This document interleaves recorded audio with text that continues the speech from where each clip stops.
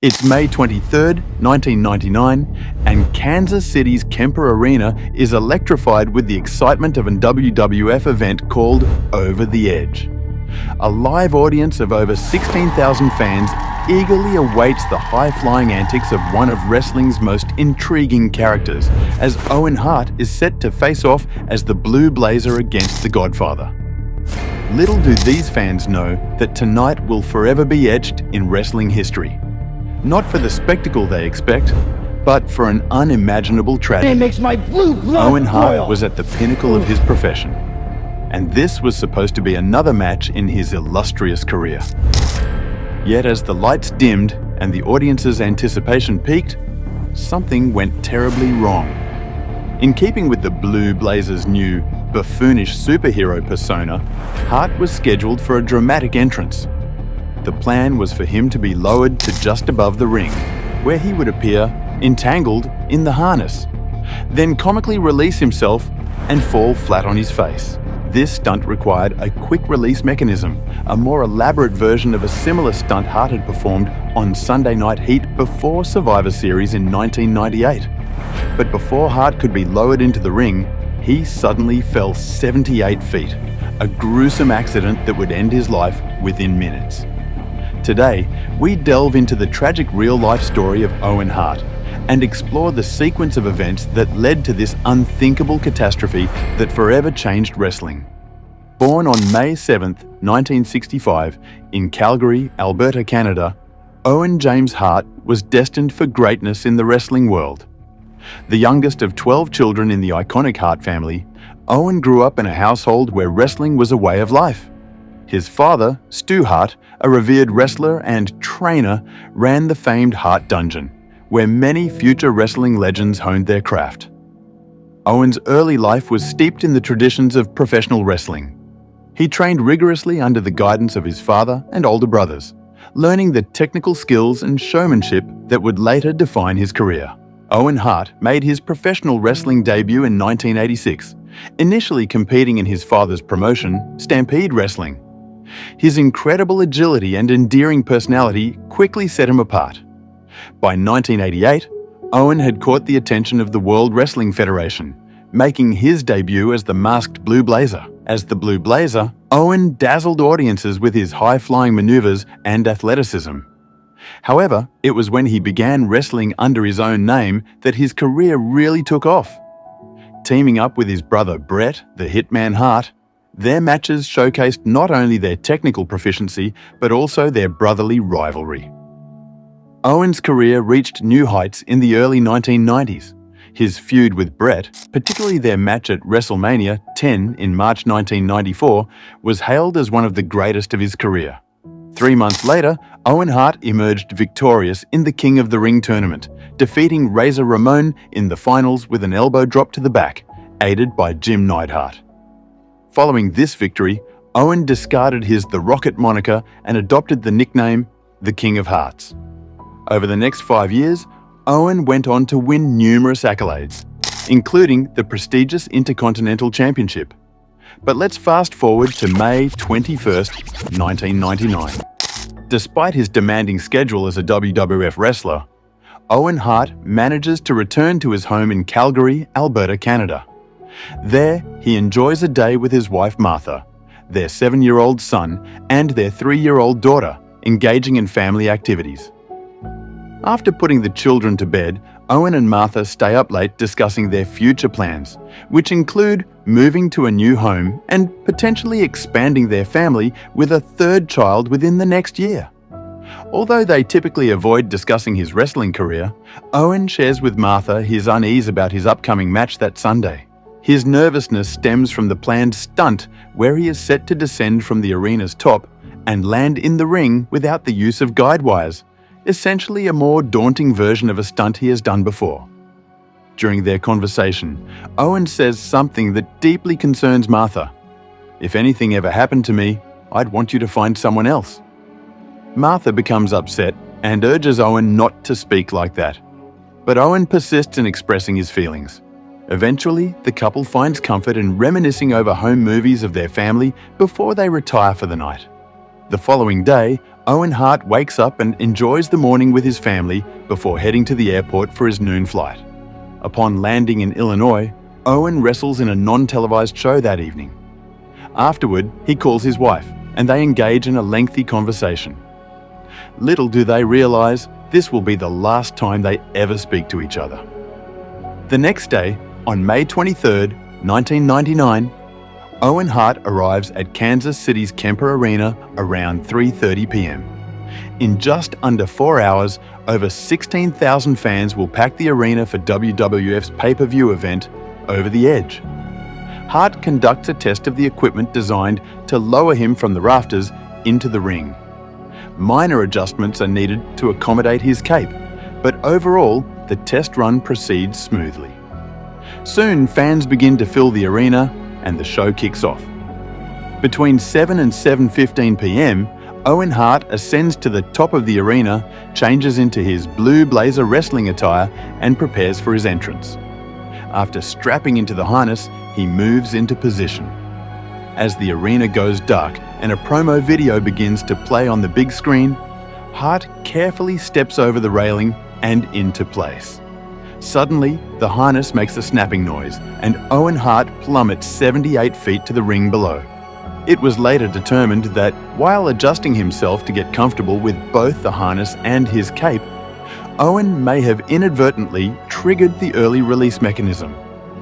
Hart lands chest first on the top rope, narrowly missing a referee. The arena lights come on, revealing the confusion that follows. EMTs and medical personnel rush to the ring. Meanwhile, television viewers, initially unaware of the incident, quickly realize something is terribly wrong. Folks, let's take you now to an interview conducted earlier tonight, and we got big problems out here. The show comes to a standstill as medical personnel desperately try to save Owen's life. Commentator Jim Ross informs viewers of the unsettling event that has just occurred. A very serious situation here at this point in time is being attended to by the EMTs. However, much like the fans, the wrestlers' minds are focused on Owen. Let's talk about business. First off, Owen Hart, I'm praying for you, buddy. Vince convinced me to not run to the ring to check on him because it would cause a reaction from the crowd, so I had to be backstage. After about 15 minutes, Owen Hart is rushed out of the ring to Truman Medical Center and the show continues. At approximately 8:22 p.m., Jim Ross is forced to share a horrific update. I have the unfortunate responsibility to let everyone know that Owen Hart has died. The cause of death was later determined to be internal bleeding from blunt force trauma. The impact severed his aorta, causing Hart to bleed to death within minutes. Martha Hart is soon informed of her husband's death. Over the Edge was never officially released on WWF home video. However, it became accessible on the WWE network in 2014, marking its first appearance since its original broadcast. Apart from a brief memorial segment at the beginning of the broadcast, all footage and references to Hart were carefully edited out. Once the show concludes and is off the air, Vince McMahon holds a press conference to address the incident. Well, it would appear that there were no precautionary measures taken. Why not? First of all, I resent your tone. I resent sarcasm. Again, No, I resent your tone, lady, okay? Why this was On Monday, May 24th, 1999, with more questions than answers, the investigation that began the night before continues. Meanwhile, the scheduled Monday night showing of Raw is transformed into a tribute to Owen Hart. The show opens with a 10-bell salute, and Hart's fellow wrestlers deliver heartfelt eulogies. The night concludes with Stone Cold Steve Austin making a toast to Owen Hart. Broadcast live from the Kiel Center in St. Louis, the tribute show achieved a notable 7.2 Nielsen rating, marking it as the highest-rated special episode in Raw history and the third highest-rated overall episode. On Monday, May 31st, 1999, Owen Hart's funeral takes place in his hometown of Calgary. Alongside family and friends, fellow wrestlers, colleagues, the Mayor of Calgary, and the Premier of Alberta attend the service. Over 1,000 fans also congregate outside to pay their respects. During the funeral, Martha Hart makes a promise to her late husband. I'm not bitter or angry, but there will be a day of reckoning, and this is my final promise to Owen. On Wednesday, June 16, 1999, Martha Hart files a lawsuit against the WWF, Vince McMahon, and the manufacturers of the harness, seeking accountability for her husband's death. In response, Vince McMahon requests to move the proceedings to Connecticut, where WWF's headquarters are located, as Connecticut does not award punitive damages, unlike Kansas City, where Martha initially filed the lawsuit. McMahon countersues Martha, arguing that Owen Hart's contract, like those of other WWF wrestlers, stipulated that any legal disputes must be resolved in Connecticut. Outside the courtroom, tensions rise within the Hart family, with some members turning against Martha. Since the family's livelihood largely depends on wrestling, there is a fear and uncertainty about the repercussions of Martha's lawsuit against the WWF.